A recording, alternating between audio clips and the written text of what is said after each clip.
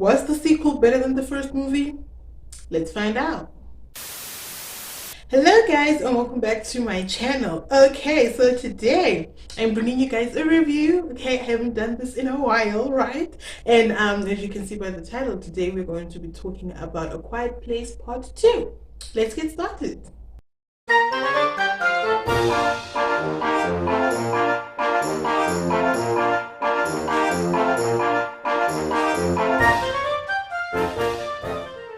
However, before we get started, you'll know as usual, I have to talk about the story and I talk about the characters and all of that. And because of that, the spoiler alert is in effect. But I'll be splitting this video into two and I will start with a non-spoiler review and then I'm going to get into all the spoilers, okay? So for the meantime, rest assured, whether you've watched it or not, no spoilers yet, okay? So for real, let's get started. So A Quiet Place Part 2 is the sequel to the movie A Quiet Place, and that movie followed a family that struggles for survival in a world where most humans have been killed by blind but noise-sensitive creatures. They are forced to communicate in sign language to keep the creatures at bay. So that was what the first one was about, right? And so the second one follows the Abbott family, and it's a continuation, and the synopsis here says, following the deadly events at home, the Abbott family must now face the terrors of the outside world as they continue their fight for survival in silence. Forced to venture into the unknown, they quickly realize that the creatures that hunt by sound are not the only threats that lurk beyond the sand path. Okay, so going into this film, one thing I was hoping for was that the sequel would be better than the first one, because you all remember I said that the first one was not my cup of tea per se. I mentioned this in my trailer reaction for A Quiet Place Part 2. I did watch the first one. I won't lie and say I was amazed by the first one, but I enjoyed it, particularly towards the end. And so I was hoping that the sequel would be slightly better and I could, get into it a little bit more. From the intro, they dove straight into it, honey. They didn't come to play, okay? They didn't come to play. Because one moment things were all nicey, everybody, the sun was out, people played games, life was nice, and then things took a turn just like that. It's okay. It's okay. It's okay, baby. Aw. Yeah. What is happening?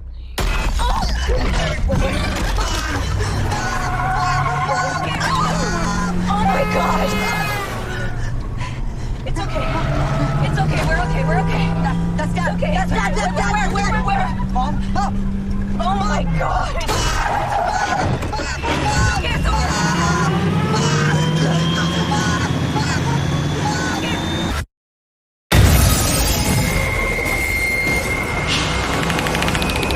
I like that because despite the fact that the intro was quite long than my average norm that I like an intro to be, but even though it was quite long, it got the ball rolling like from the start. The fact that this was the sequel, you didn't need to be introduced to the characters because you know them, and if you don't know them, then go watch the first film in order to be introduced to them. So no introductions per se were needed in the sequel except for the new characters that I will talk about later on, and so they were able to just start straight off the bat and just get the ball rolling, and I loved that. Okay, so there are two new characters, if I remember correctly, in this film whose names I do not remember. So let me look for them and see if I can find them. Okay, so there was Emmett, that's the main new character, and there was also this guy. Okay, here he's titled The Man on the Island, but I remember seeing him. He did play quite a rather big-ish role in the story towards the end, that is, but Emmett is like the main new character, and he kind of sort of took over Lee's role in the film, but I'll get back to that when I talk about the spoilers. So all the characters, the Abbott family, so Evelyn, Marcus, Regan, and the baby that Evelyn gave birth to in the beginning of the first, towards the end of the first film, they're all back.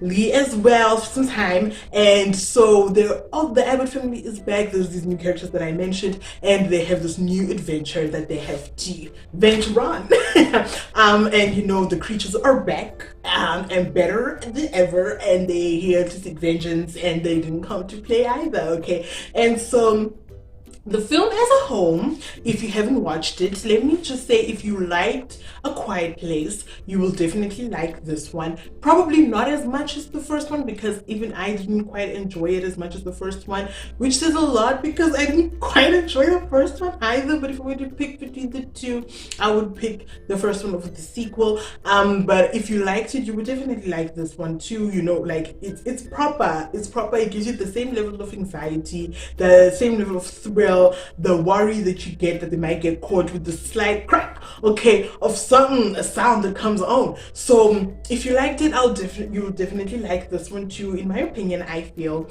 So yeah, now let's get to the spoilers. Okay, so as I mentioned, Emmett was the one that took over. Yes, I have the characters on my phone because I forgot their names. So you don't see how I'll be looking at them, okay, from time to time. So Emmett is the new character, and he basically takes over Lee's role, in my opinion, because Lee just disappears. Lee's here and the next is not. I'm like, you really just gonna die on us like that, Lee? Really? Because now Lee is not in this film, I guess they needed a replacement. They needed a more manly role. So then Emmett comes into the picture, and Emmett is really close in this movie with Regan, in terms of because Regan decides to run away from home, guys, and I'm like, Mugele, in your condition, you're really gonna run away from home? Like, I know they say we should not discriminate, but I was just like, girl, you can't hear much. And in this film, I feel like you really need to use your sense of hearing in order to hear the creatures coming. Like, does that make sense? Also, because you wouldn't know if you're making a sound or not. Like, let's say you step on something, right, and you don't feel that you stepped on something, but you can hear the crack. Now, if you are not audibly impaired, if you have no sense of hearing, I feel like that would be rather difficult. And you could see her kind of sort of struggle when she ran away. You know, the moments where she struggled when like the monster's like just right here in front of her, and only now she sees it because she didn't hear them coming. You know, so that really added to the stress level. And so Emmett comes into the picture to help her, you know, navigate her way through. So there's basically like two stories that are running concurrently, with Evelyn and her son and the baby. They have their own adventure, and then Emmett and Regan have their own. So Emmett and Evelyn don't quite have much of an interaction except for when they first meet.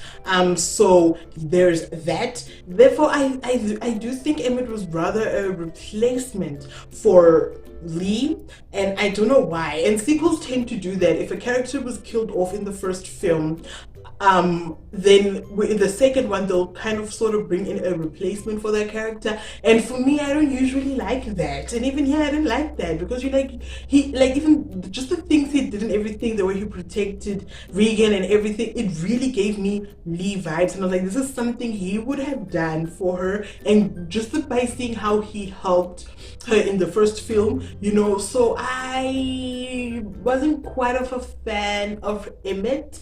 I guess I was being biased towards Lee, so I wasn't quite a fan of that. However, the anxiety that this film brought me, my anxiety skyrocketed. I'm not even kidding. The sounds.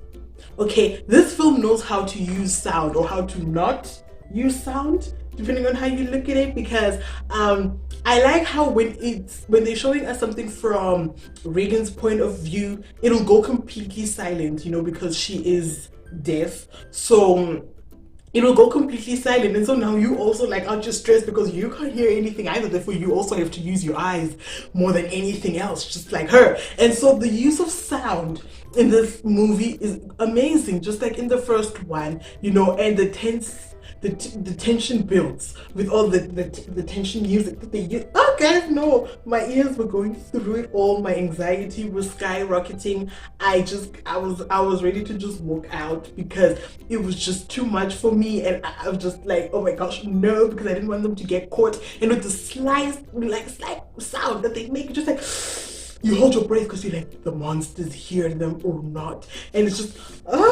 I just could not. The anxiety was too much for me. So this was one of those movies that you just can't take your eyes off, and not because it's good or anything, but because there is no dialogue. Therefore, you literally can't take your eyes off it, or you will miss everything. Everything.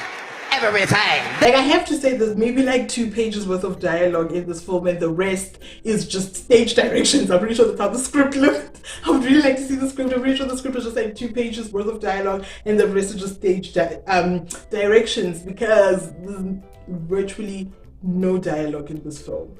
One thing I expected going into it, because of the first one, was like, I'm expecting there to be one scene that stands out for me, you know, that one scene that will forever be engraved in my mind. Okay, I was expecting for a scene like that to appear, and there was, okay? Because in the first film, the first scene, I can't even tell you anything about the first film. If you ask me, I can't tell you jack. But one thing I will remember for the rest of my life, honey, is that scene when she being Evelyn, when she is giving birth.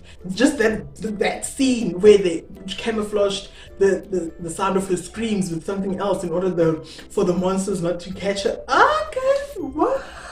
No, I was just like, that is so smart. And it's just like, oh my god, you know, you're holding on, your breath is it? Oh, because you're just like, is the camouflaging going to be enough? Is it going to work? You know, so all of that was, you know, and in this scene, there's one towards the end, also with Evelyn. So clearly Evelyn is my MVP. Okay, where she is in like a drain thing. I'm not sure what that thing is, with her son and the baby, and the monsters like just clawing at them in there, but they're not reaching them because they keep like pushing it back, right? And then at some point it finally reaches like her thigh, and it just like scrapes her thigh. I was like, oh my gosh, no, because the claws just like dig into her thigh, and they just this movie, it's definitely not one of my favorites. Just this entire franchise, I'll say, because both films were not, oh my gosh, what for me. But I definitely do think a lot of people will enjoy it. You know, seeing as a lot of people enjoyed the first one, I'm pretty sure a lot of people will enjoy the second one too. So I do think it's still worth watching. It definitely gave me a lot of anxiety. Therefore, I do not think I shall be watching it again, because I never want to experience that level of anxiety from a film ever again.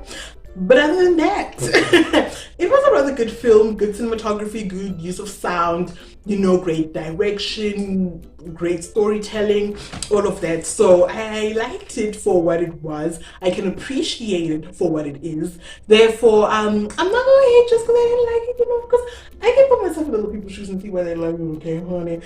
So yeah, that's all I have to say about this film. Therefore, on that note, don't forget to subscribe, leave a like, leave a comment, switch on post notifications, all the amazing stuff. Until next time, stay grand. Bye.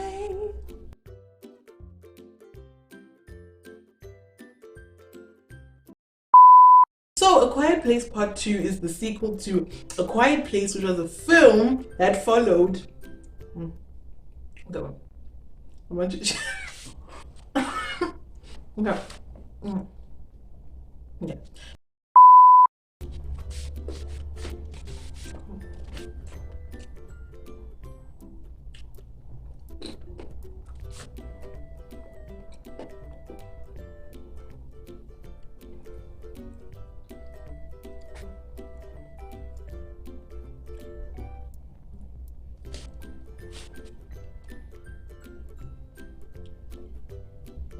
Okay.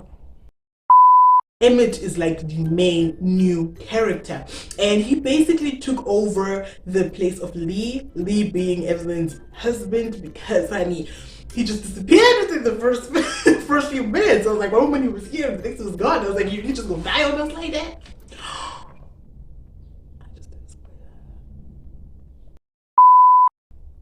Yellow. Yeah. Yeah, I'm waiting.